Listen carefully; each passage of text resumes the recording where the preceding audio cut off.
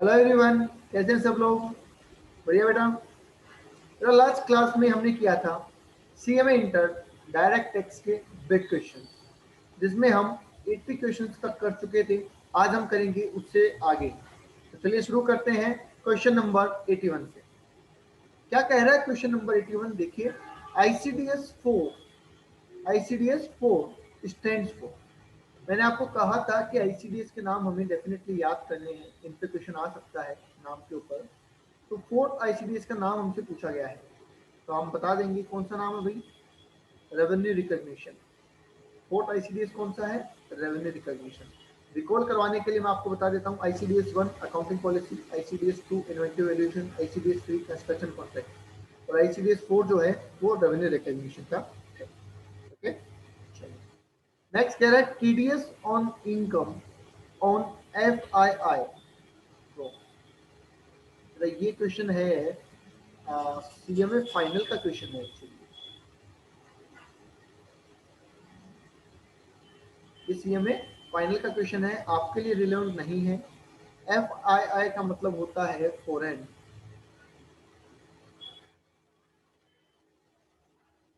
Institutional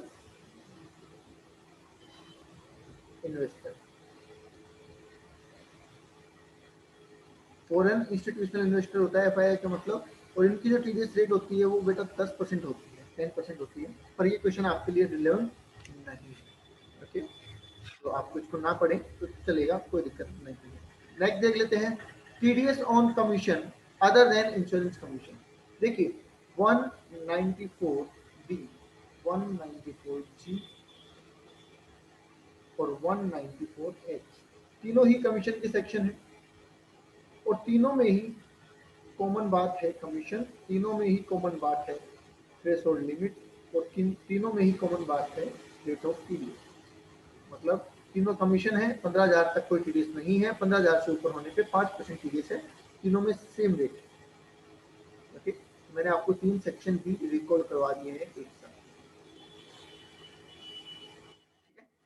next देखिए question number 84 क्या कह रहा है। क्वेश्चन नंबर 84 कह रहा है आपका, एज पर आईसीडीएस 2, आईसीडीएस 2 के हिसाब से valuation of inventory there recognise costing formula.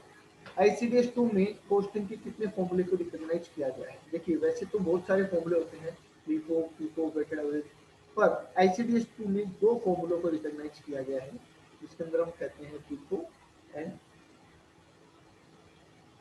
Weighted average.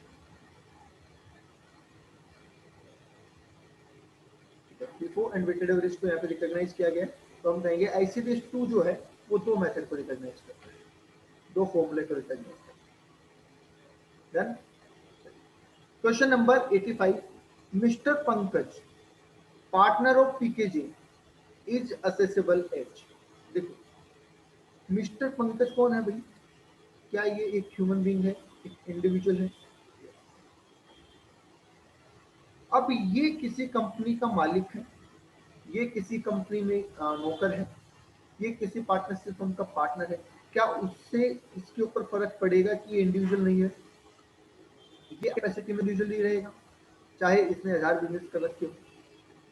ठीक है, तो हमसे कितना आसान क्वेश्चन पूछा गया है कि मिस्टर पंकज जो है वो असेसेबल कैसे होंगे? ये इंडिविजुअली होंगे ना।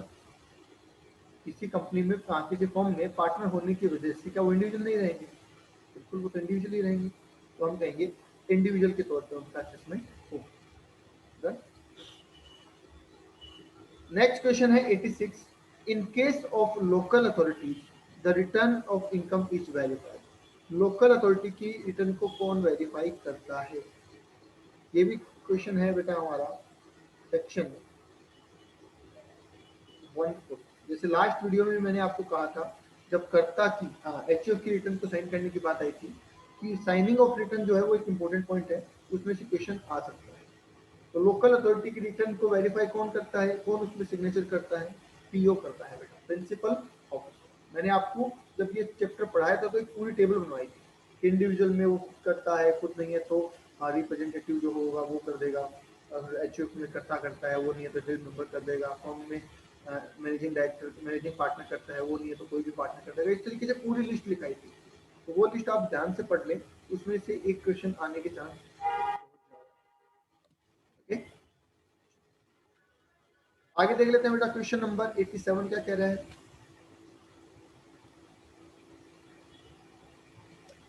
क्वेश्चन नंबर 87 कह रहा है, in case of self occupied house property following category of person are consider. Self occupied house property में कौन कौन से लोगों को कंसिडर किया जाता है? सभी को? नहीं, सभी नहीं होगा, क्योंकि जैसे कंपनी है, कंपनी के सेल्फ ऑक्यूपाइड तो नहीं होगा ना, तो सारा लिखना गलत हो जाएगा। All SSC other than company, company को छोड़ के सारे। तो क्या पार्टनरशिप फॉर्म को सेल्फ ऑक्यूपाइड कहा जा सकता है? वो कोई प्रॉपर्टी क्लेम कर सकती है जैसे? नहीं, ये भी गलत हो जाएगा। All SSC other than HUF, HUF के अलावा सभी? नहीं, इंडिविजुअल कहाँ जाएगा? तो हमारा आंसर रहेगा इंडिविजुअल और एचयूएफ। इंडिविजुअल और एचयूएफ दोनों ही ह्यूमन बीइंग से बना हुआ है और दोनों ही रहने का काम कर सकते हैं, इसलिए इन दोनों को ही सेल्फ ऑक्यूपाइड प्रॉपर्टी की छूट। कंपनी के लिए या फर्म के लिए कभी आपने नहीं की होगी कोई भी सेल्फ ऑक्यूपाइड की calculation. Amortisation of preliminary expenses has been restricted to 5% of cost of project. याद है आपको, इसका हमने सेक्शन पढ़ा था बीएनपी के अंदर, कौन सा था? 35D पढ़ा था, जिसमें हमने दो बातें करी थी। या तो 5% ऑफ कॉस्ट ऑफ प्रोजेक्ट, ये सिर्फ नॉन कॉर्पोरेट के लिए, और अगर कॉर्पोरेट एसएससी है तो दो चीजें हो जाती हैं, 5% ऑफ कॉस्ट ऑफ प्रोजेक्ट और 5% ऑफ कैपिटल एम्प्लॉय,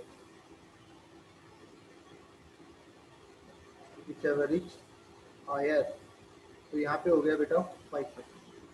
ठीक है, हमसे पूछा था कॉस्ट ऑफ प्रोजेक्ट का कितना, तो हम कहेंगे 5% की लिमिट।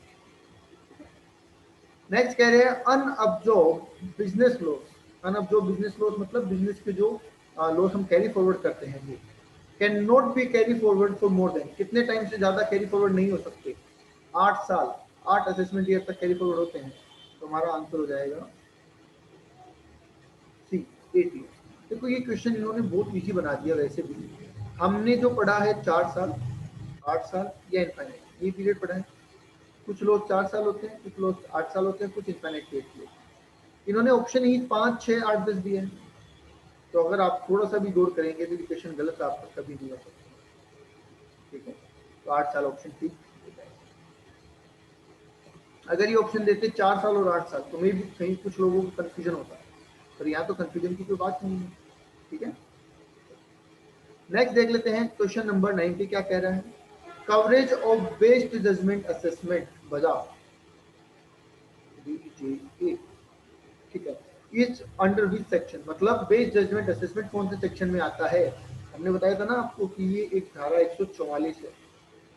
ठीक है, जैसे कोरोना में धारा 144 लग गई सब शहरों में, ठीक है, वैसे ही ये है धारा 144, जिसको हम बेस्ड जजमेंट असेसमेंट कहते हैं, जिसके अंदर असेसिंग ऑफिसर अपने पास जो इन्फॉर्मेशन अवेलेबल है उसके अकॉर्डिंग आपका असेसमेंट कर देते हैं।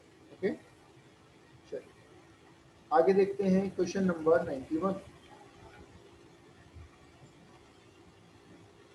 क्वेश्चन नंबर 91 क्या कह रहा है? Monetary limit for exemption in case of encasement of earned leave on superannuation received by A private sector employee is. इतना घुमा फिरा के ये जानना चाहता है कि जब हम लीव इनकेसमेंट निकालते हैं तो मैक्सिमम अमाउंट कितना लेते हैं? बता दो भाई, कितना लेते हैं मैक्सिमम? 3 लाख रुपए।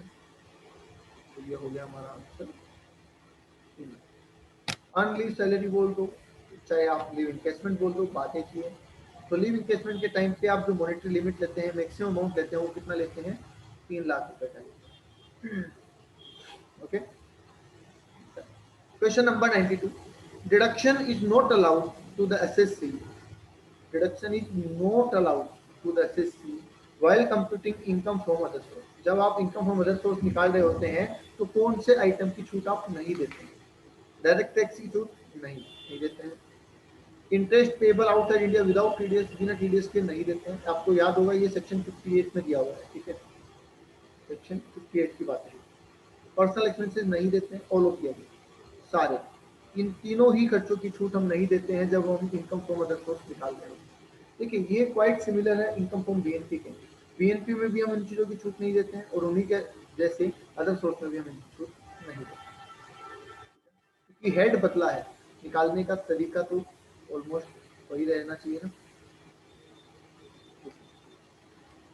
नेक्स्ट कह रहे हैं question number 93, when mister Balu paid royalty to doctor Peter of Sweden, Peter कहाँ का है, स्वीडन का है, to use of know how in India, such payment is, मतलब मिस्टर बालू इंडिया का पर्सन है, उसने जो मिस्टर जॉन पीटर है स्वीडन के, उनसे कोई नो हाउ लिया और उसको इंडिया में यूज किया और उसके लिए उन्होंने रॉयल्टी का पेमेंट किया। ठीक है। अब हमें पूछा गया कि वो जो पेमेंट है क्या वो एग्जाम फ्रॉम टैक्स है? नहीं, बिल्कुल एग्जाम नहीं है। इंडिया में वो तो अक्रू हुआ है तो टैक्सेबल है। Accrue in India, yes accrue in India है। अक्रू इन स्वीडन, नहीं स्वीडन में अक्रू नहीं हुआ है क्योंकि जो उसका यूज हुआ है वो इंडिया में हुआ है। ठीक है। और रिसीव्ड इन इंडिया, नहीं रिसीव का कुछ पता नहीं है क्योंकि हमें लिखा हुआ नहीं है ना पेमेंट कहाँ हुआ है, तो हम कहेंगे अक्रूइंग इन इंडिया, वो इंडिया में कमाया जा रहा है। ये ऑप्शन सबसे बेटर है। ओके चलो नेक्स्ट देख रहे हैं क्वेश्चन नंबर 94 क्या कह रहा है, मिस्टर हरी, मिस्टर हरी एक रेजिडेंट इन इंडिया है, रिसीव करते हैं 11 लाख रुपए, ठीक है, by way of dividend from Indian company, Indian company से डिविडेंड मिला, तो सच डिविडेंड, वो डिविडेंड का क्या ट्रीटमेंट होगा? सेक्शन लगेगा बेटा यहाँ पे 115 बी, याद है 115 बीडीटी, जिसके अंदर कहा गया कि 10 लाख रुपए तक एग्जाम्प्ट है डिविडेंड, इंडियन कंपनी से मिला है तो, और अब वो जो अमाउंट होगा वो टैक्सेबल होगा एट द रेट 10%। 10 लाख तक टैक्स फ्री है और 10 लाख से ऊपर वाला अमाउंट, सिर्फ ऊपर वाला, वो टैक्सेबल होगा 10% की रेट से। तो हमें ऑप्शन दिया गया है dividend is exam from tax, नहीं एग्जाम तो नहीं कह सकते क्योंकि ऊपर वाला टैक्सेबल है, टैक्सेबल रेगुलर रेट भी नहीं है, टैक्सेबल रेट एमएमआर भी नहीं है, टैक्सेबल है 10%। तो देखो दो ऑप्शन ठीक है, एग्जाम फ्रॉम टैक्स 10 लाख तक और टैक्सेबल 10% की रेट से 10 लाख से ऊपर, ठीक है, तो ज्यादा अप्रोप्रिएट ये लग रहा है, ये लगा देते हैं, पर पूरा टैक्सेबल नहीं है, 10 लाख से ऊपर वाला हिस्सा ही टैक्सेबल है। ओके चलिए क्वेश्चन नंबर 95 क्या कह रहा है ये देखिए, क्वेश्चन नंबर 95 कह रहा है व्हेन एक employee receive money on closure, ध्यान रहेगी क्लोजर की बात करते हैं, ऑफ एनपीएस, एनपीएस जो हम एपीसीसीडी में पढ़ते हैं ना, एपीसीसीडी, उसके क्लोजर पे अगर आपको मिलता है कोई पैसा, तो ये बेटा सेक्शन 10 में आता है एग्जाम्पशन में, तो वो कितना एग्जाम्प्ट होता है ये आपको पूछा जाए, ठीक है, तो ये हो जाएगा आपका 60%। पहले ये 40% हुआ करता था, आई थिंक थोड़ा नेटवर्क प्रॉब्लम था, मैं दोबारा रिपीट कर देता हूँ। पहले ये 40% हुआ करता था बेटा, अगर आपको एनपीएस से पैसा मिलता है क्लोजर से, तो अब ये 60% कर दिया गया है, तो हमारा आंसर जो रहेगा वो 60% रहेगा और ये भी अमेंडेड है। फाइनेंशियल 2019, तो 60% is exempt from tax. Okay आगे देख लेते हैं क्वेश्चन नंबर 96,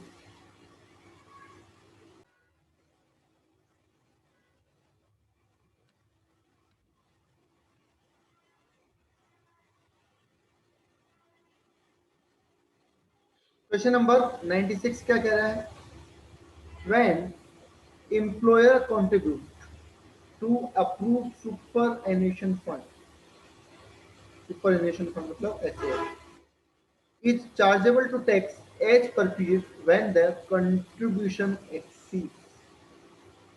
सुपरएनुएशन फंड में एम्प्लॉयर का कंट्रीब्यूशन कितने रुपए तक टैक्स फ्री होता है? सीधा एकदम सिंपल क्वेश्चन है, स्ट्रेट फॉरवर्ड क्वेश्चन है। 1,50,000 की लिमिट आपको बताई हुई है कि 1,50,000 रुपए, 1,50,000 रुपए तक का अगर सुपरएनुएशन में कंट्रीब्यूशन है एम्प्लॉयर का तो वो टैक्स फ्री है, इससे ऊपर हुआ तो बैलेंस अमाउंट आपके लिए टैक्सेबल होगा as per fee. Okay question number 97, long term capital gain arising from transfer of unlisted securities in the hands of non-resident और foreign company is chargeable to tax as well. देखिए ये भी वैसे देखा जाए तो सीएमए फाइनल का question है बेटा, ठीक है। फाइनल के अंदर आपका एक चैप्टर आता है, चैप्टर नंबर 2 है असेसमेंट ऑफ नॉन रेजिडेंट, उसके अंदर ये क्वेश्चन आता है। क्या होता है, नॉन रेजिडेंट के लिए स्पेशल रेट होती है, नॉन रेजिडेंट के लिए स्पेशल रेट है। सेक्शन 115A, 115B, ऐसे बहुत सारे सेक्शन हैं, ठीक है। 115AC, 115AD, ऐसे बहुत सारे सेक्शन हैं। उन सब में अलग अलग रेट डिफाइन की गई है अलग अलग तरीके की इनकम के लिए। अगर हम बात करें लॉन्ग टर्म कैपिटल गेन की, तो बेटा लॉन्ग टर्म कैपिटल गेन पर रेट लगती है 10%, और वो भी विदाउट इंडेक्स। इनको इंडेक्सेशन का बेनिफिट नहीं मिलता है और 10% की रेट लगती है, ठीक है। तो हमारा आंसर यहाँ पे रहेगा 10%। हालांकि इन्होंने लिखा नहीं है विदाउट इंडेक्सेशन, पर हमारा आंसर रहेगा 10% विदाउट इंडेक्सेशन, ओके। नेक्स्ट कह रहे हैं an startup can claim deduction under section 80 IAC, income based deduction का क्वेश्चन है,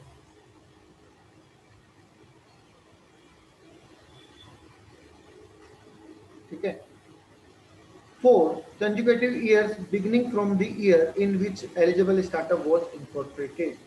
देखिए अगर आप कोई एलिजिबल स्टार्टअप स्टार्ट करते हैं तो 7 साल में से आउट ऑफ 7 ईयर 3 साल के प्रॉफिट आपके टैक्स भी होते हैं, 3 साल की आपको रिडक्शन मिलती है, ठीक है। तो हमें पूछा गया कितने साल की मिलती है, तो हमारा आंसर रहेगा 3 साल, ठीक है। अगर हमें ये पूछते कि कितने साल में से मिलती है तो हमारा आंसर होता 7 साल, पर हमें पूछा गया कितने साल की मिलती है, 3 कंसेक्यूटिव ईयर्स, मतलब लगातार ईयर, ठीक है। Beginning from the year in which the eligible startup was incorporated, okay. चलिए नेक्स्ट देख लेते हैं, क्वेश्चन नंबर 99 क्या कह रहे हैं।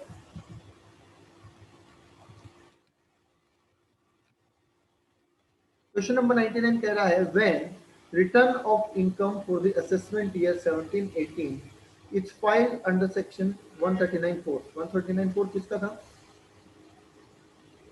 बिलेटेड रिटर्न का है। The assessee can revise the return on और बिफोर, क्या इस रिटर्न को रिवाइज किया जा सकता है, तो ये क्वेश्चन हो गया 139(5) का, रिवाइज रिटर्न का, समझ रहे हैं। 139(4) में बिलेटेड रिटर्न है, 139(5) में रिवाइज रिटर्न है।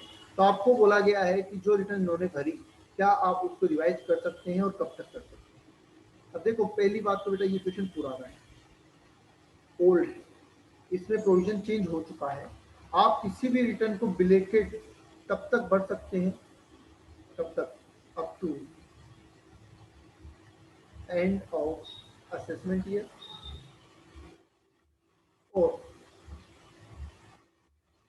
कंप्लीशन। याद है आपको, ऐसा लिखाया हुआ मैंने आपको, whichever is earlier, जो पहले हो जाए, या तो असेसमेंट ईयर पहले खत्म हो जाए या फिर असेसमेंट पहले हो जाए, इनमें से जो पहले होगा वहां तक आप रिटर्न को बिलेटेड भर सकते हैं। और रिटर्न को रिवाइज करने का टाइम भी सेम ही है, रिटर्न को रिवाइज करने का टाइम भी सेम ही है, उतने ही टाइम तक रिवाइज हो सकती है, ठीक है। तो अगर हम बात कर रहे हैं असेसमेंट ईयर 17-18 की, असेसमेंट ईयर 17-18 की, तो ये डेट हो जाएगी 31/3/2018। ये मैं लेटेस्ट प्रोविजन के हिसाब से बता रहा हूँ, उस टाइम पे प्रोविजन अलग हुआ करते थे, तो हमारा आंसर ये हो जाएगा, ठीक है। पहले क्या होता था, असेसमेंट ईयर खत्म होने से 1 साल हुआ करता था, तो मे भी यहाँ पे आंसर 31/3/2019 कर रखा होगा इन्होंने, ठीक है, पर वो पुराना है। अभी आप क्या करेंगे, up to end of assessment year, और आपके क्वेश्चन भी नया ही आएगा, ठीक है। मैं इसमें एग्जांपल डाल देता हूँ ताकि आपको और क्लियर हो जाए। अगर हम बात कर रहे होते प्रीवियस ईयर 1920, असेसमेंट ईयर होता हमारा 2020-21, तो हम रिवाइज मैक्सिमम कब तक कर सकते हैं और बिलेटेड कब तक बढ़ सकते हैं, 31/3/2021, ठीक है। नेक्स्ट देखते हैं question number 100। when copyright is when copyright is acquired for rupees 50 lakh on 10th November 2016 and uses from 1 दिसंबर 2016। हमारे लिए परचेज करने की डेट काम की है या यूज करने की? अगर नंबर ऑफ डेज काउंट करने हैं तो यूज करने की डेट काम की है। The amount of depreciation under section 32 would be, 32 में डेप्रिसिएशन कितना होगा? देखिए कॉपीराइट इंटेंजिबल एसेट में आता है, बिल्कुल आता है। और इंटेंजिबल एसेट पे डेप्रिसिएशन क्या है? 50 लाख इंटू 25% की रेट है, इंटू, क्योंकि ये 1 दिसंबर को काम आई थी एसेट, इसलिए आधा लगेगा क्योंकि 180 से कम है, तो 1/2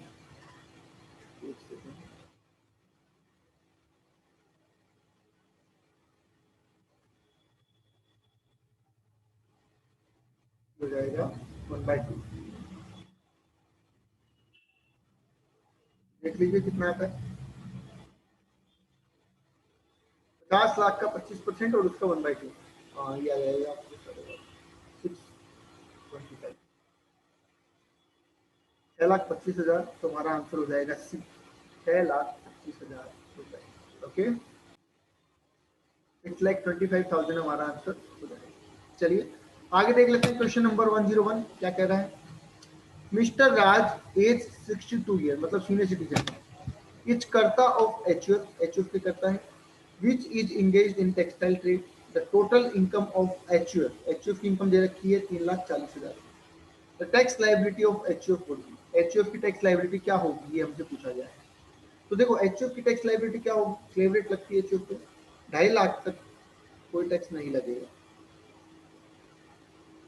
ठीक है, यहाँ पे इससे कोई फर्क नहीं पड़ेगा कि उसका जो करता है वो सीनियर सिटीजन है, क्योंकि हम बात एचयूएफ की कर रहे हैं, करता कि नहीं करता। तो 2.5 लाख तक तो कोई टैक्स नहीं है। बच गए कितने? 90,000 रुपये। 90,000 रुपये लग जाएगा बेटा 5%, हो जाएगा 4,500। इस पे जोड़ देंगे हम 4% HEC, 4% HEC, ये हो जाएगा 45 नंबर 180, 180। टोटल अमाउंट हो जाएगा 4680, टोटल अमाउंट हो जाएगा 4680। इक्वेशन पुराना है इसलिए हमारा आंसर मैच नहीं होगा इससे। ठीक है, ये ओल्ड क्वेश्चन है। हमारा जो आंसर है बेटा वो है 4680, और जो कि एकदम करेक्ट आंसर है। ओके, कई लोगों के मन में सवाल आ रहा होगा सर, रिबेट, रिबेट बेटा रेजिडेंट इंडिविजुअल को मिलती है सिर्फ, बाकी किसी को नहीं मिलती। ओके, चलिए next question number 102, interest on post office saving bank, interest on post office saving bank joint account is exempted. कितने रुपए तक? देखिए सिंगल अकाउंट है तो 3,500, और जॉइंट अकाउंट है तो 7,000 रुपए तक टैक्स फ्री होता है। इनकम फ्रॉम अदर सोर्स में ऐसा पड़ा हुआ है, तो यहाँ पे हमारा आंसर हो जाएगा 7,000 रुपए। और ये क्वेश्चन एक बार एग्जाम में आया हुआ भी है, इसलिए आप इसको इम्पोर्टेंट मार्क करें। ओके, क्वेश्चन नंबर 103 क्या कह रहा है? When cash is deposited into saving bank, quoting of PAN is mandatory. PAN number लिखना मैंडेटरी है। When the amount of deposit is, कितने रुपए से ज्यादा अगर आप डिपॉजिट करने जाते हैं बैंक में तो आपको पेन नंबर फर्निश करना होता है। तो बेटा बड़ा आसान सवाल है ये, तो 50,000, आपने ये तो प्रैक्टिकली भी देखा होगा। अगर आप कभी बैंक में 50,000 से ज्यादा जमा करवाने जाते हैं तो आपको पेन नंबर देना होता है, पेन नंबर फर्निश।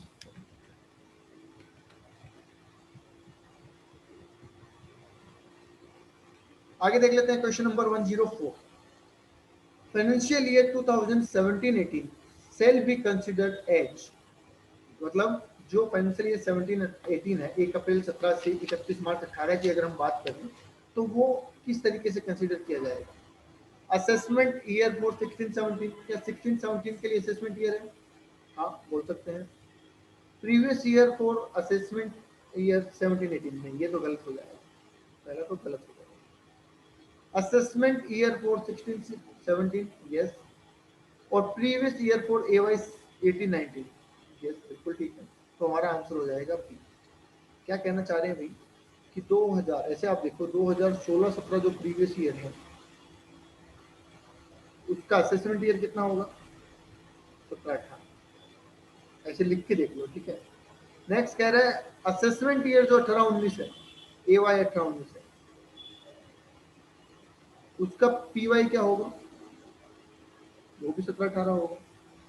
यही तो पूछा हमसे कि जो 17-18 है वो क्या है, इन दोनों के लिए है, तो हमारा आंसर हो जाएगा बी। नेक्स्ट कह रहे हैं for the purpose of laying, for the purpose of living tax on income other than agriculture income. ये लाइन तो सुनी हुई लग रही है आपको, बेसिक्स में पहली क्लास में पढ़ाई थी मैंने आपको। Income other than agriculture income पे टैक्स लगाने का जो राइट है वो यूनियन लिस्ट की कौन सी एंट्री में है? ये है एंट्री नंबर 82। दो एंट्री बताई हुई है, यूनियन लिस्ट की एंट्री नंबर 82 और स्टेट लिस्ट की एंट्री नंबर 46। ठीक है, और 82 ऑफ यूनियन लिस्ट। ठीक है, ये एग्रीकल्चर इनकम की बात करता है और ये अदर इनकम की बात है, अदर देन एग्रीकल्चर इनकम। ठीक है, दोनों आपको मैंने बता दिया है। और हमसे पूछा गया था यूनियन लिस्ट की कौन सी एंट्री है, तो हमने आंसर कर दिया 82। चलिए नेक्स्ट देखते हैं question number 106। Following is not treated as head of income. 5 head of income हमारे हैं सेक्शन 14 के हिसाब से, याद है section 14? Income from salary, HP, BNP, capital gain, other sources. तो पहला कह रहा है एचपी, ओके ठीक है। दूसरा कह रहा है सैलरी, ठीक है। तीसरा कह रहा है income from interest on security, नहीं, ऐसा कोई हेड नहीं है हमारा, ये अदर सोर्स की एक इनकम है। ठीक है, तो it's not a head of income. Next कह रहे हैं if the total income of a person is 2,67,888.34, it shall be rounded off. Rounded off करने के लिए सेक्शन बताया हुआ 288A, याद है आपको? टोटल इनकम को राउंड ऑफ करने के लिए 288A है और टोटल टैक्स को राउंड ऑफ करने के लिए 288B है। इसमें कहा गया है कि 10 रुपए में हम उसको राउंड ऑफ करेंगे, तो 10 रुपए में राउंड ऑफ कर दो। अगर आप 88 को राउंड ऑफ करेंगे तो ये आ जाएगा 890, तो आंसर हो जाएगा हमारा बी 26789, क्योंकि नेक्स्ट 10 रुपीज में ये राउंड ऑफ होगा। 5 रुपए या उससे ज्यादा होते हैं तो अगले 10 रुपए में राउंड ऑफ होते हैं, और उससे कम होते हैं तो फिर पहले वाले 10 रुपए में राउंड ऑफ हो जाते हैं।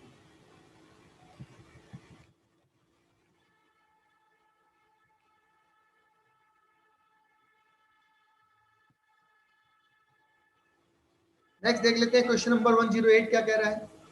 108 कह रहा है income tax. Okay, income tax कौन सा टैक्स है? अरे भाई डायरेक्ट टैक्स। इसमें भी अगर आपको सोचना पड़े तो फिर तो बेटा टेंशन वाली बात हो जाएगी। इनकम टैक्स कौन सा टैक्स है? डायरेक्ट टैक्स है। नेक्स्ट कह रहा है 109 a Hindu undivided family is said to be resident. HF को रेजिडेंट कब कहा जाएगा? एचएफ को रेजिडेंट कब कहा जाएगा? जब उसका कंट्रोल एंड मैनेजमेंट होली और पार्शियली इन इंडिया हो और कर्ता ने दो कंडीशन फुलफिल करी हो। तो ऑर्डिनरी और सिर्फ रेजिडेंट पूछा है तो आप वो याद रखो कि कंट्रोल एंड मैनेजमेंट इंडिया में होना चाहिए। फैमिली हैज ए हाउस, नहीं, इससे कोई मतलब नहीं है। नेक्स्ट करें member of such HUF in India, नहीं, इससे भी कोई मतलब नहीं है। Control and management of its affairs Holi और पार्टली इन इंडिया, यस, ये बिल्कुल ठीक है। करता है been resident in India, opposite nine, नहीं, ये कोई बात नहीं। कंट्रोल और मैनेजमेंट अगर एचयूएफ का होली और पार्टली इंडिया में है तो वो एचयूएफ इंडिया में रेजिडेंट हो जाएगी। ऑर्डिनरी या नॉन ऑर्डिनरी वो बात की बात। नेक्स्ट कह रहे हैं 110 an individual is said to be resident. Individual को रेजिडेंट कब कहेंगे? जब वो दो अल्टरनेट में से एक अल्टरनेट पूरा करे, या तो 182 डेज और मोर इंडिया में रहे प्रीवियस ईयर में, या 60 प्लस 365 वाली कंडीशन फुलफिल करे। याद है आपको, एक 182 और मोर की कंडीशन है, और इसके अलावा अगर हम बात करें ऑप्शन है 60 इन प्रीवियस ईयर और 365 इन 4 प्रीवियस ईयर। तो या तो ये पूरी करें और या फिर ये वाली करें। ठीक है, देख लेते हैं। हाउस इंडिया में है, कोई फर्क नहीं पड़ता। He is in India in previous year for a period of 182 days more, yes, बिल्कुल ठीक है, आंसर बी। आंसर बी हमारा ठीक है। सी कह रहा है he is in India for a period of 30 days, नहीं, 30 डेज की कोई कंडीशन नहीं है, और पेरेंट्स इंडियन और सिटीजन है, इससे भी कोई फर्क नहीं पड़ता। हमारा आंसर हो जाएगा बी कि वो 182 दिन या उससे ज्यादा इंडिया में होना चाहिए प्रीवियस ईयर। नेक्स्ट देख लेते हैं question number 111। An Indian citizen living India, एक इंडिया का सिटीजन इंडिया से बाहर जा रहा है during the previous year for employment, नौकरी के लिए बाहर जा रहा है। आपको याद है इस रूल के 3 एक्सेप्शन भी है, इस वाली कंडीशन के 3 एक्सेप्शन है। एक तो एम्प्लॉयमेंट के लिए जाना, और एक है क्रू मेंबर्स के लिए, ठीक है, और एक है इंडियन ओरिजिन के पर्सन।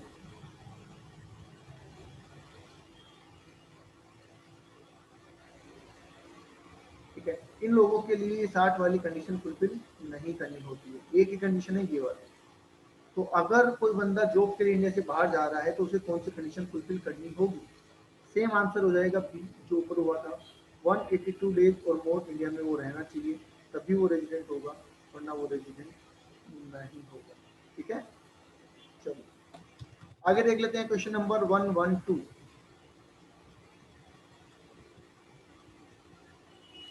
क्या कह रहा है question number 112? An individual being a foreign national, विदेशी व्यक्ति है, ठीक है, come to India first time, ये बड़े काम की बात है, इसको अंडरलाइन करना, फर्स्ट टाइम पहली बार आया वो India, during the previous year 2017-18, 17-18 में आया था, 1 जनवरी 2018 for 200 days. Okay, he residential status for the previous year 17-18। देखो थोड़ा ट्रिकी क्वेश्चन है, कई बार क्या होते हैं कि आप देखते हैं 200 दिन आया, हमें तो 182 डेज चाहिए, तो आप सीधा ऑर्डनरी कर देंगे, नहीं, हमें 182 डेज ओवरऑल नहीं चाहिए, हमें 182 डेज चाहिए सिर्फ प्रीवियस ईयर में। ये 200 दिन के लिए आया वो तो ठीक है, पर ये प्रीवियस ईयर में कितने दिन रहा, 2017-18 में कितने दिन रहा, ठीक है, तो ध्यान से देखो 17-18 स्टार्ट कहाँ से होता है भैया, 1 अप्रैल 17 से लेके 31 मार्च 18 पे होता है ना, तो इसके बीच में 182 डेज रहना चाहिए था। ये बंदा आया मार्च 18 में, तो 31 दिन मार्च रहा, सॉरी जनवरी 18 में आया, तो 31 दिन जनवरी 18 में रहा, 28 दिन फेब में रहा, लीप ईयर को 29 को, लीप ईयर को 28 ही कर दो, ठीक है, और 31 मार्च रहा। हालांकि ये अप्रैल में भी रहा है, अप्रैल 18 में भी रहा है, पर क्या हमें अप्रैल 18 से मतलब है? नहीं, हमें अप्रैल 18 से कोई मतलब नहीं, हमें तो यहीं तक देखना है। तो यहाँ तक अगर हम टोटल करें तो ये तो 90 डेज ही रहा, मतलब इसने 180 दिन वाली कंडीशन को फुलफिल नहीं करी, 182 डेज वाली कंडीशन इसने फुलफिल नहीं करी है, एक बात। दूसरी अगर हम बात करें कि 60 दिन की कंडीशन फुलफिल करें तो ठीक है, पर पिछले 4 साल में 365 दिन कहाँ से रहेगा, ये तो पहली बार आया है, समझ पा रहे हैं, 182 डेज वाली तो पूरी हुई नहीं। 60 वाली अगर करना चाहता है तो पिछले 4 साल में 365 दिन भी नियम होना चाहिए, वो हो नहीं सकता क्योंकि ये पहली बार आया है, तो ये बन गया non resident, it becomes non resident. Okay, चलिए नेक्स्ट देख लेते हैं, 113 नंबर क्वेश्चन क्या कह रहा है, following income of a resident और ऑर्डिनरी रेजिडेंट की बात कर रहे हैं, is taxable in India. Ordinary resident के लिए इनमें से कौन सी इनकम इंडिया में टैक्सेबल है? Bank interest from SBI taxable है, bank interest from America New York वो भी टैक्सेबल है, rental income from property in London वो भी टैक्सेबल है। ऑर्डिनरी रेजिडेंट के लिए सारी इनकम टैक्सेबल है, आपको बताया हुआ है, तो सोचने की बिल्कुल जरूरत नहीं है, आप करेंगे ऑल ऑफ दी अबव। यहाँ पे और भी कोई इनकम लिखी होती तो भी आप कहते ऑल ऑफ दी अबव। ठीक है, चलिए question number 114, which of the following is an agriculture income, इनमें से एग्रीकल्चर इनकम कौन सी है, देख लेते हैं कौन सी। Dividend paid by company out of its agriculture income, नहीं, अभी थोड़ी देर पहले ही बताया था कि डिविडेंड इनकम ही होती है, कंपनी क्या कमा रही है उससे कोई फर्क नहीं पड़ता। Share of profit from A partnership firm engaged in agriculture operation, okay, ये मैं आपको थोड़ा डिटेल में बताऊंगा, पहले मैं ऑप्शन और देख लूँ आगे। Income from supply of water bye SSC from A tank in its agriculture land, नहीं, इससे कोई मतलब नहीं है, एग्रीकल्चर ऑपरेशन थोड़ी ना। Interest received by a money lender in form of agriculture produce, नहीं, हमने किसी से इंटरेस्ट लेना था, उसने कहा था आप इंटरेस्ट तो नहीं आप गेहूँ ले जाओ, तो इसका मतलब ये थोड़ी वो हमारी एग्रीकल्चर इनकम है। तो आंसर इसका हो जाएगा बेटा सेकंड। क्यों हो जाएगा ये थोड़ा सा आपको समझाना चाहता हूँ। ठीक है, थोड़ी देर पहले हमने एक पॉइंट पढ़ा था कि कंपनी और उसके शेयर होल्डर ये दोनों ही पर्सन डिफरेंट होते हैं। ठीक है, कंपनी क्या करती है उससे शेयर होल्डर को मतलब नहीं है, शेयर होल्डर बिल्कुल अलग है, पर बेटा फर्म के केस में ऐसा नहीं होता, फर्म और पार्टनर एक ही होते हैं, वैसे एक नहीं होते। तो आप कहेंगे सर फर्म तो अलग एसएससी है, पार्टनर इंडिविजुअल एसएससी है, वो तो अपनी जगह है कैपेसिटी में, तो पर जो लायबिलिटी इनकी होती है वो सेम होती है। अच्छा, फॉर्म से आपको जो सैलरी, बोनस, कमीशन मिलता है, क्या आप वो सैलरी में लेके जाते हैं? नहीं, वो आप बीएनपी में लेके जाते हैं। तो इसका मतलब फॉर्म जो बिजनेस कर रही है वही बिजनेस आप कर रहे हैं, ऐसा माना जाता है। ऐसे समझ लो आप, फॉर्म से अगर आपको सैलरी मिलती है तो आप उसको बीएनपी में लेके जाते हैं, सैलरी में नहीं लेके जाते। तो क्या इसका मतलब ये हो गया कि फॉर्म जो काम कर रही है आप भी वही काम कर रहे हैं? ठीक है। तो अगर कोई फॉर्म है और जो एग्रीकल्चर ऑपरेशन में लगी हुई है और वो आपको शेयर प्रॉफिट देती है, तो क्या वो आपके लिए भी एग्रीकल्चर इनकम है? यस, डेफिनेटली वो आपके लिए भी एग्रीकल्चर इनकम है। ये बात ध्यान रखना, कंपनी में और फॉर्म में ये बहुत बड़ा डिफरेंस है। इस बात को आप समझ लो और याद कर लो, ये बड़े काम की बात है। कंपनी में कंपनी क्या करती है उससे शेयर होल्डर को फर्क नहीं पड़ता। शेयर होल्डर को मिलने वाली इनकम जो उसको जैसे मिल रही है वैसी रहेगी, कंपनी की इनकम से कोई फर्क नहीं पड़ेगा। जबकि फॉर्म में जैसी इनकम फॉर्म कमाती है वैसी इनकम पार्टनर को मिलेगी। नेक्स्ट क्या रखा है, नेक्स्ट क्या कह रखा है, which of the following income received by an assessee are exempt under section 10 of the income tax? इनमें से कौन सी इनकम एग्जाम्प्ट है सेक्शन 10 में? Agriculture income, yes, agriculture income तो एग्जाम्प्ट है। Salary of A partner from A firm, नहीं, partner से को जो फर्म से सैलरी मिलती है वो टैक्सेबल है, वो एग्जाम्प्ट नहीं है। Salary received by a member of A ship, ship के क्रू को जो सैलरी मिलती है वो भी टैक्सेबल होती है, वो थोड़ी एग्जाम्प्ट होती है। ए बी सी सारे नहीं, ए आंसर हो जाएगा। एग्रीकल्चर इनकम जो है वो सेक्शन 10 में एग्जाम्प्ट की गई। चलिए नेक्स्ट देखते हैं क्वेश्चन नंबर कौन सा किया था लास्ट क्वेश्चन में, 115। क्वेश्चन नंबर 116 देखते हैं। इन केस ऑफ एन इंडिविजुअल और एचयूएफ एग्रीकल्चर इनकम क्या होगी? इंडिविजुअल और एचयूएफ के लिए एग्रीकल्चर इनकम क्या होगी? क्या वो एग्जाम्प्ट होगी? हाँ, एग्जाम्प्ट होगी। Exempt but included in the total income for the rate purpose, yes, बिल्कुल ठीक है। हमारा आंसर होगा बी। हमारे लिए एग्रीकल्चर इनकम टैक्स भी तो होती है। तो आपको याद होगा इंटीग्रेशन के नाम से हम एक फॉर्मूला लगाते थे जिसके अंदर हम पहले एग्रीकल्चर और टोटल इनकम को मिला के टैक्स निकालते हैं, फिर बेसिक लिमिट और एग्रीकल्चर को मिला के टैक्स निकाल के फर्स्ट स्टेप में से सेकंड स्टेप को कम कर देते हैं। तो इसका मतलब हम रेट को कंसिडर करने के लिए एग्रीकल्चर इनकम को कंसिडर करते हैं। ओवरऑल वो टैक्स फ्री।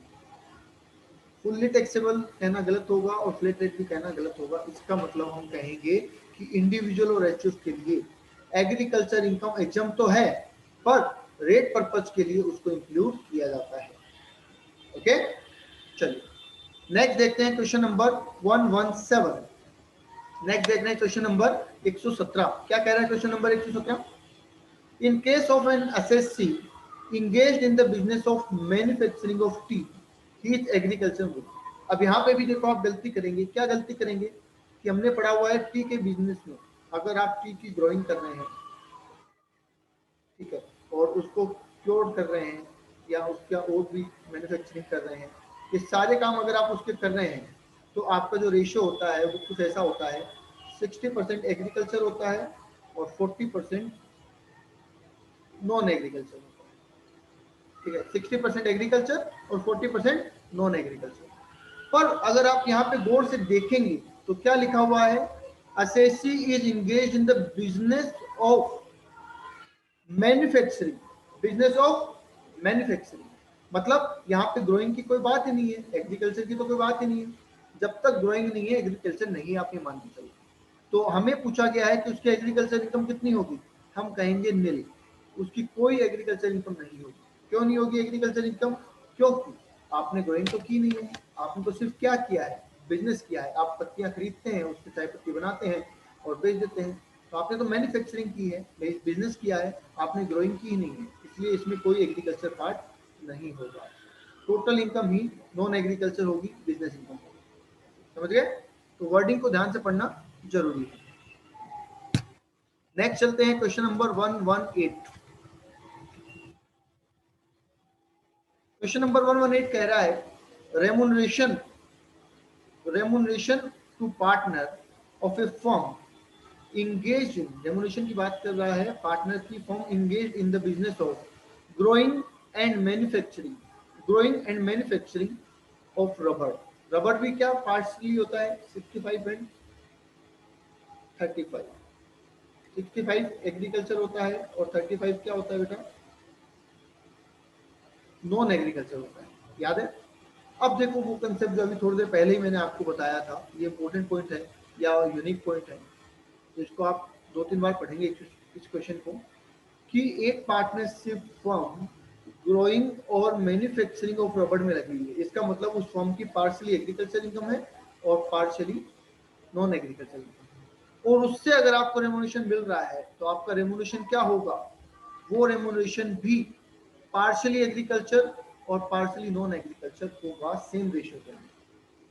क्योंकि अभी थोड़ी देर पहले बताया था कि कंपनी और शेयर होल्डर तो अलग है, बट फर्म और पार्टनर को सेम माना गया है, क्योंकि बीएनपी इनकम में ही उनकी इनकम जाती है, तो जो इनकम आप अपनी बीएनपी में इंक्लूड करेंगे वहां पे भी आप ये शेयरिंग करेंगे। ओके, तो ये यूनिक क्वेश्चन है, अच्छा क्वेश्चन है, आप इसको इंपोर्टेंट मार्क कर लें और इसको 1-2 बार रिवाइज जरूर करें। आगे चलते हैं, क्वेश्चन नंबर 119, 119 नंबर क्वेश्चन क्या कह रहा है वो देख लीजिए। Following activity shall be considered as agriculture activity, इनमें से कौन सी एक्टिविटी है जो एग्रीकल्चर एक्टिविटी होती है। पहला बोला है subsequent operation on the agriculture land, अभी थोड़ी देर पहले मैंने आपको बताया था कि एग्रीकल्चर इनकम होने के लिए आपके पास एग्रीकल्चर लैंड होनी चाहिए, इस पर प्राइमरी एक्टिविटी होनी चाहिए और सेकेंडरी एक्टिविटी होनी चाहिए। इन दोनों एक्टिविटी का होना जरूरी है एग्रीकल्चर इनकम होने के लिए, या प्राइमरी तो जरूरी है ही है, सेकेंडरी आप ना भी करें तो चलेगा। जैसे मैं एक एग्जांपल दे दूं कि आपने मान लीजिए गेहूं उगाते हैं, तो एग्रीकल्चर लैंड है, आप प्राइमरी मतलब कि उसमें आप खेती करते हैं, वो प्राइमरी फंक्शन है।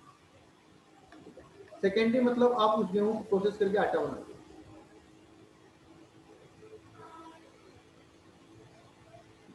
या फिर उसको साफ करके पैकिंग करते हैं, तो वो सेकेंडरी एक्टिविटी। अगर आप दोनों कर रहे हैं तो ये एग्रीकल्चर में आ जाएगा, बट अगर आप एक कर रहे हैं प्राइमरी तो भी ये एग्रीकल्चर है। और मान लो कि आप सिर्फ सेकेंडरी कर रहे हैं, आप गेहूं खरीदते हैं और फिर आटा बनाते हैं, तो क्या ये एग्रीकल्चर में आएगा, नहीं, प्राइमरी का होना जरूरी है। तो पहला कह रहे हैं सब्सिक्वेंट ऑपरेशन, नहीं, सब्सिक्वेंट ऑपरेशन करना एग्रीकल्चर नहीं होगा। बेसिक ऑपरेशन ऑन एग्रीकल्चर है, यस बेसिक करना तो एग्रीकल्चर है। Basic and subsequent operation on agriculture land, बिल्कुल ये भी है। तो इसका मतलब प्राइमरी और सेकेंडरी और सिर्फ प्राइमरी दोनों ही करना, तो हम कहेंगे आंसर हो जाएगा हमारा डी, बोथ बी एंड सी। समझ रहे बात को, थोड़ा सा ये आपको कॉम्प्लेक्स लग रहा होगा, पर अगर आप तसल्ली से देखेंगे, शांति से इसको सोचेंगे तो बहुत अच्छा क्वेश्चन है। बेसिक ऑपरेशन मतलब कि खेती करना जो होती है, कटाई बुआई वो सब सारे काम करना, वो सारे एग्रीकल्चर के बेसिक ऑपरेशन।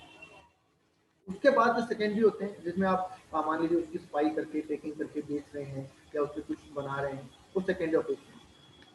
प्राइमरी ऑपरेशन का होना जरूरी है एग्रीकल्चर इनकम होने के लिए, तो सिर्फ प्राइमरी कर रहे हैं तो भी एग्रीकल्चर है, और प्राइमरी और सेकेंडरी दोनों कर रहे हैं तो भी एग्रीकल्चर है। समझ गए। नेक्स्ट आ जाइए, लास्ट क्वेश्चन है आज का 120, क्या कह रहा है, which of the following is not a taxable income under this salary, इनमें से कौन सी इनकम सैलरी में नहीं आती है। Remuneration paid to the lecturer of a college, remuneration paid, remuneration paid to the lecturer of college for setting a question paper by a university, university का paper set करने के लिए जो पैसा मिला है क्या वो सैलरी में आती है, नहीं, ये अदर सोर्स में आती है, क्योंकि देने वाले के बीच और लेने वाले के बीच एम्प्लॉय एम्प्लॉय रिलेशन नहीं है। Salary received by a member of parliament, MLA MP की सैलरी अदर सोर्स में आती है, ये आपको बताया हुआ है already. Commission received by an employ director of a company, ये सैलरी में आ जाएगी, क्योंकि ये एम्प्लॉय डायरेक्टर है, फुल टाइम डायरेक्टर होगा। ठीक है, डायरेक्टर दो तरीके के होते हैं, एग्जीक्यूटिव, नॉन एग्जीक्यूटिव। तो जो एग्जीक्यूटिव डायरेक्टर होते हैं, जो होल टाइम डायरेक्टर होते हैं, वो एम्प्लॉय की डेफिनेशन में आते हैं, और जो पार्ट टाइम डायरेक्टर या नॉन एग्जीक्यूटिव होते हैं वो एम्प्लॉय की डेफिनेशन में नहीं आते। तो लिखा है commission received by an employ director of a company, तो एम्प्लॉय डायरेक्टर लिखा है तो उसको अगर कमीशन मिल रहा है तो सैलरी में आएगा। हमसे क्वेश्चन पूछा गया था बेसिकली कि कौन सी इनकम सैलरी में नहीं आती, तो ए नहीं आता और बी नहीं आता, सी आता है। तो डी ऑप्शन कह रहा है बोथ ए एंड बी, तो हमारा आंसर हो जाएगा B option, both A and B, ना ए सैलरी में आती है ना बी सैलरी में। ओके, बोलिए यहाँ तक क्लियर है बेटा। आई होप यहाँ तक आपके कई डाउट्स क्लियर हुए होंगे। आज के इस वीडियो में कुछ ट्रिकी पॉइंट्स भी थे, जैसे कि एग्रीकल्चर इनकम बहुत अच्छा पॉइंट था, तो उसको आप बड़े स्केल में पढ़ें, बहुत काम की चीज़ है, ठीक है। और अगर इनमें से अभी भी आपके कोई डाउट रहता है तो मैं आपको अपना नंबर दे देता हूँ, ठीक है, पर्सनल नंबर दे रहा हूँ, तो आप इस पर अपने डाउट को मैसेज करके छोड़ दें, ठीक है।